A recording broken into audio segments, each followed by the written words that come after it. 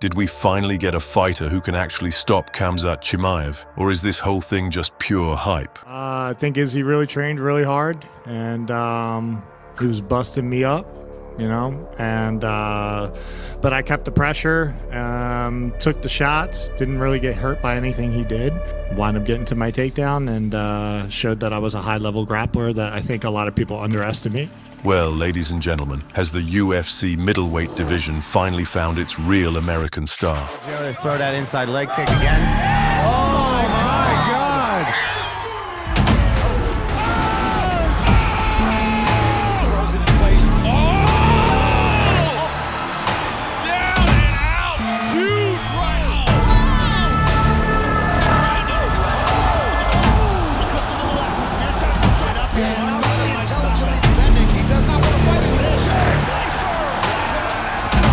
Joe Body Bags Pyfer is not just a fighter. He is an untamed force of nature inside the octagon, a hurricane of power and technique that sweeps everything away in its path. So smash that like button, get comfortable, and let's talk about the rise of a man who, in his last fight, absolutely demolished Israel Adesanya. Found out about a month ago. Originally Paul Costa, then, you know, they moved a different direction, and then they came back with the, you know, the Izzy fight, and I was like, dude, absolutely, you know, it's a win-win. There's no losing, no matter result. There's no losing, and this, you know, this is life-changing moment for me, and you know, he's arguably, in my opinion, he's the best middleweight of all time. Our hero was born on September 17th, 1996, in Vineland, and grew up in Pittsgrove Township, New Jersey. His fighting spirit was not forged on the streets, as is often the case with many fighters who turn to martial arts primarily for self-defense, but on the wrestling mat. As a child, he studied jiu-jitsu and mastered judo, and in 10th grade, he finally joined his high school wrestling team. There, under intense training and close supervision, he demonstrated an incredible ability to learn quickly, combining his childhood skills with a new discipline. This was the first clear sign of his adaptability and hunger for improvement. At a certain point, he made the decision to unify all the knowledge he had accumulated over the years and put it into action. He began competing as an amateur in mixed martial arts. For example, here is footage from as far back as 2016, from his fight against Chris Allen. This bout didn't even last 20 seconds because Joe knocked his opponent out with a single right cross. Just look at how Chris collapsed motionless. Look for Joe to throw that inside leg kick again. Oh my God!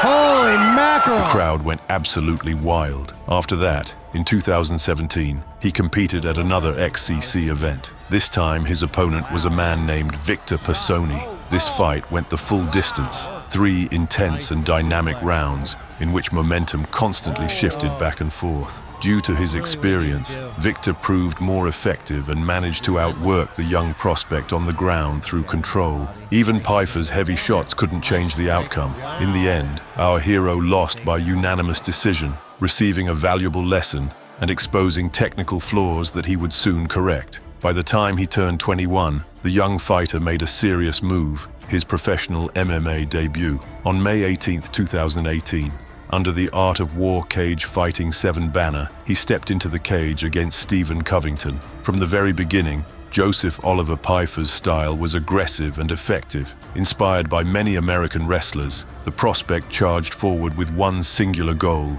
slam his opponent to the canvas with a powerful takedown and finish him. And that's exactly what he accomplished midway through the opening round. Covington could not escape his fate. His defense was insufficient, and his ground skills were nowhere near Pyfer's level. Joe earned his first professional victory via technical knockout. All right, I'm here with one of the hottest names on the East Coast, not just Philly, Joe Body Bags Pyfer. Joe, you sell a ton of tickets, you bring that swagger, you bring that work ethic. Do you feel more pressure on yourself because you have so many fans and the expectations are so high?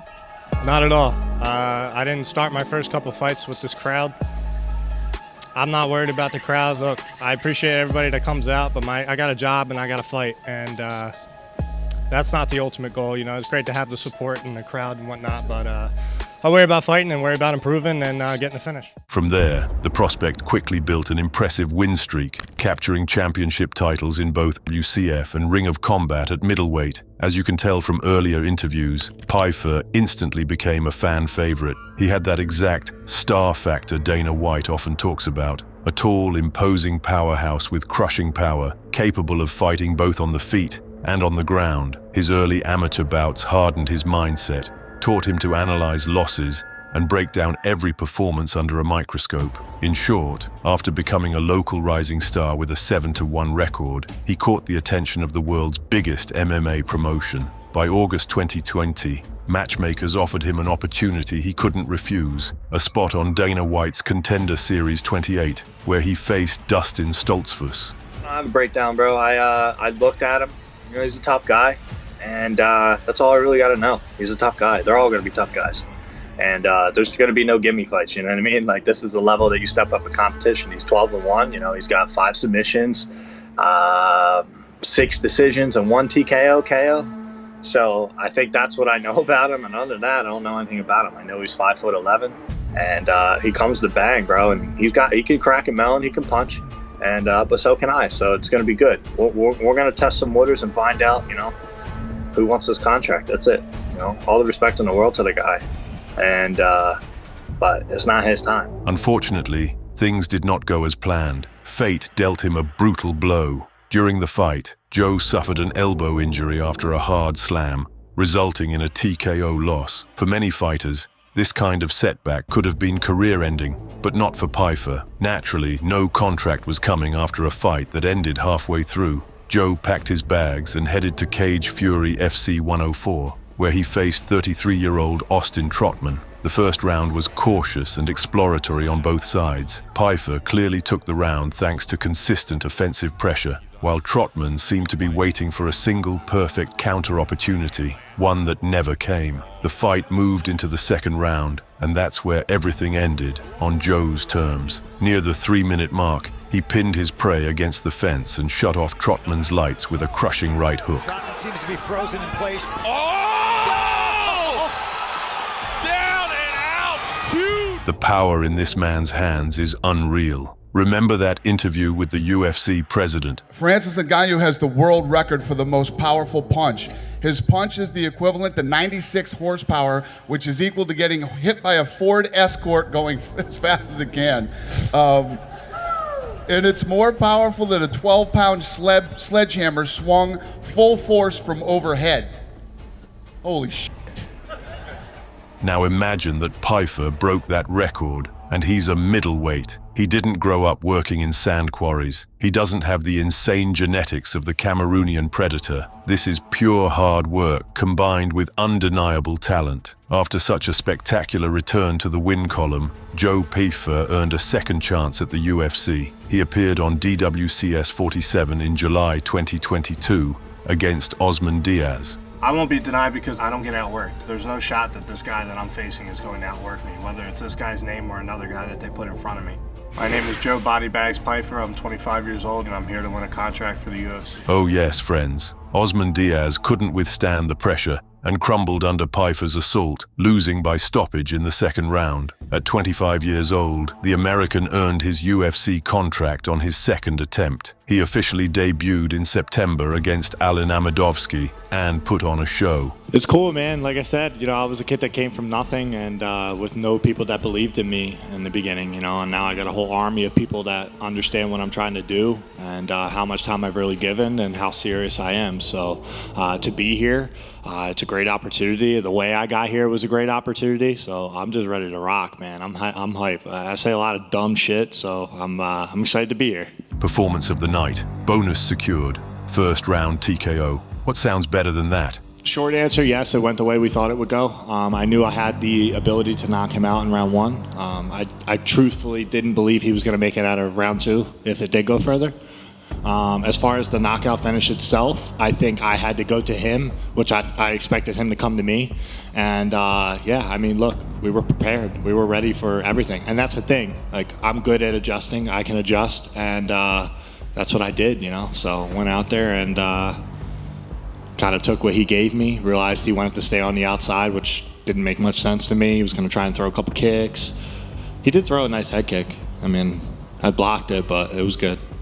From that moment on, a full-scale campaign began, capturing fans' hearts and sending a message to the entire middleweight division. Then came April 2023, UFC 287. Joe Pyfer was matched with veteran submission specialist Gerald Meerschaert. Many expected a tactical chess match. Instead, the American prospect chose raw dominance and knocked Meerschaert out in the first round.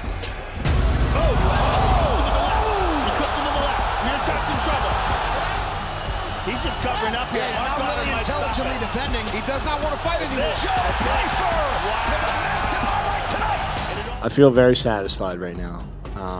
A lot of work, man. Trained my ass off. Hardest weight cut, hardest strength conditioning program that I've done. And I really broke down footage of this man. And I've always envisioned, before I was ever in the UFC, fighting Gerald. I think he's a very respectful opponent, a very formidable opponent. And I almost am sorry that I had to fight him, but, you know, this is about providing for my financial security and moving up the ladder, man, so.